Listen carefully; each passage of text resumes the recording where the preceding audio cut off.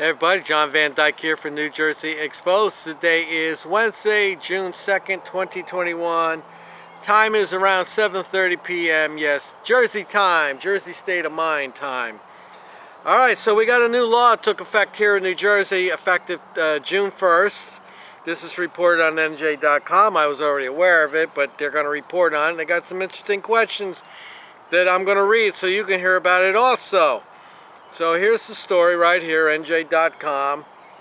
Let's see if that comes into focus.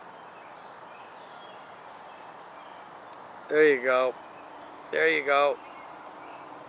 Alright, it has to do with body cams. We're finally, here in New Jersey, towns, the police are now going to be required to have body cams. Now, you know the union doesn't like that because they don't like anything that holds an officer accountable. But that's not what the story's about. That's just me adding my 2 cents. Okay, so it reads, this is reported on June 1st. Almost all New Jersey police must now wear body cameras after a new law took place here effective Tuesday. Perhaps the most significant legislation reform to pass since George Floyd's death. Now, I'm all for this camera thing. There's a lot of things that our Attorney General here in New Jersey does I don't like, but one of the things that he's doing, he's cracking down on these bad police, and he's trying to get some policies in that will stop people from getting hurt. We are redoubling our commitment to transparency and accountability, Governor Phil Murphy said during a press conference in Camden to mark the new mandate. All body cameras are a wise all-around investment.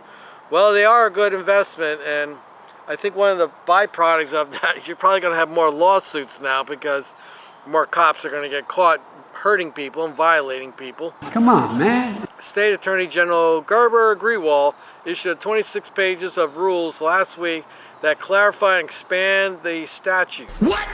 Here's what the policy says. What? Here's the question now. Do all cops have to wear body cameras? Most on-duty officers must have them, including SWAT teams, K-9 cops, and those working a police station front desk. Who's exempt? Anyone working undercover with a confidential informant or at most desk jobs don't need a camera. The same goes for hostage negotiators, union meetings, people processing crime scenes, and off-duty officers directing traffic. When should they be turned on? Police must generally film all interactions with residents.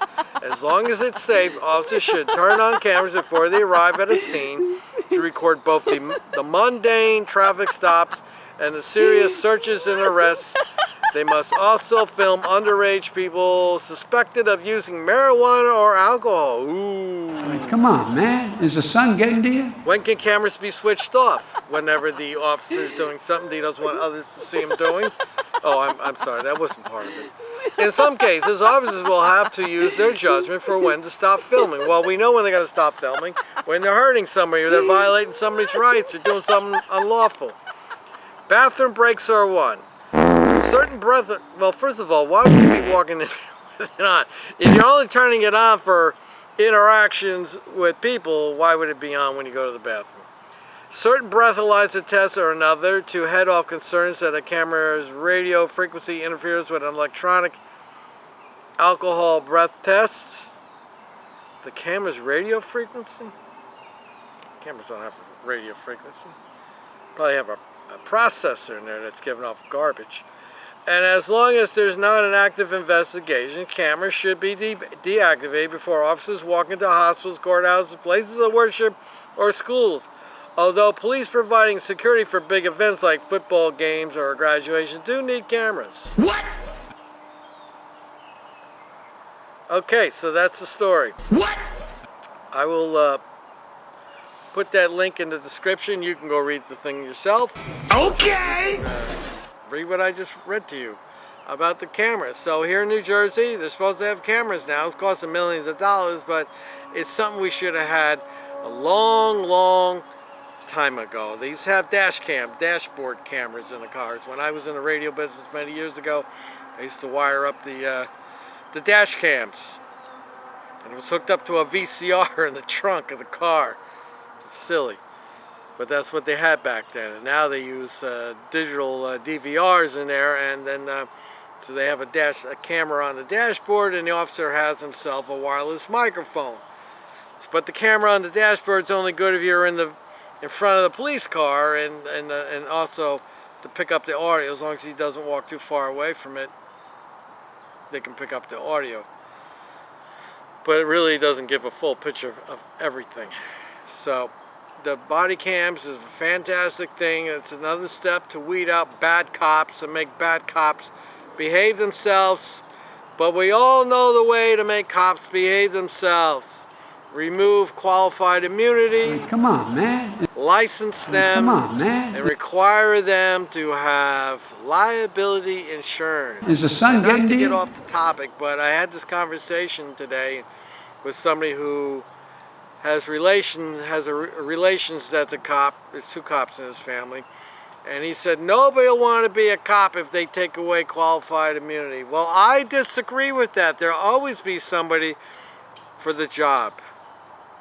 You want to work, there's an old saying, everyone is replaceable. So if you don't want to do it, don't do it, and they'll get somebody else. But you got to get that liability insurance. So if you're a good cop, you're not hurting people, you're not violating rights, and you're being professional, a professional hero, then it should not be a problem. And if you got liability insurance and something happens, you're covered. And I will even go as far as saying, you get the liability insurance, maybe the town can chip in a little bit for that to help ease the pain, maybe. But you got to have it, because the problem is cops don't have a dog in a fight, so they don't care. They don't care. And as long as they don't have a dog in a fight and their pension isn't on the line, they're going to continue doing what they do. Maybe they won't do it as much because there's cameras on them now. But you know how it goes, people. The camera will malfunction. What? They'll turn it off. What? They'll forget to turn it on. What? Come on, man. Is the sun There's getting to going to you? be some kind of excuse going on. But it is a positive thing.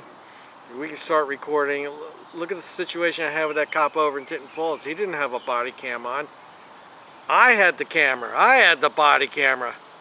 All he had was a dash cam that really wasn't seeing me, and he had video. He had audio recording, and that was it. But I'm the one recorded, so my recording showed his demeanor and what he was doing, his facial expressions, and how he was acting, his body language and everything. So that's it's a good thing. I'm happy to see that. All right, I will put this link in the description. You can go read the story yourself. Let me know what you think in the comment section. Like, share, subscribe to this channel. Tell people about this channel. And if anybody out there wants to give you some crap about not all cops are bad, there's so many good ones out there, all the heroes, you just refer them to New Jersey Exposed.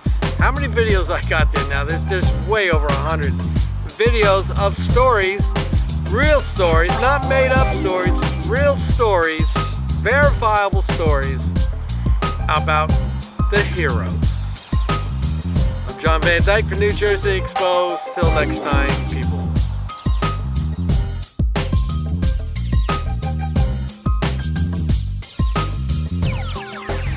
It sound right, boys.